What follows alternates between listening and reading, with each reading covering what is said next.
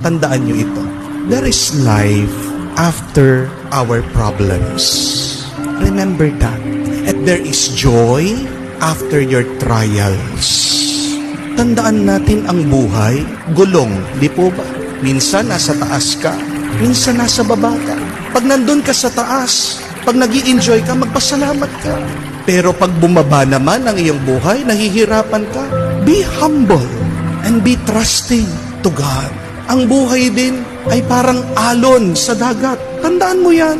And we have to expect that life sometimes is good and sometimes it is bad. But everything in life is a grace from God. Embrace it. Yakapin mo. Pasalamatan mo. Daanan mo. Huwag kang mananatili dyan. Pero kung gusto mong maging masaya, palagi mong tandaan, pag may problema, sa susunod may grasya. Yan ang hintayin mo.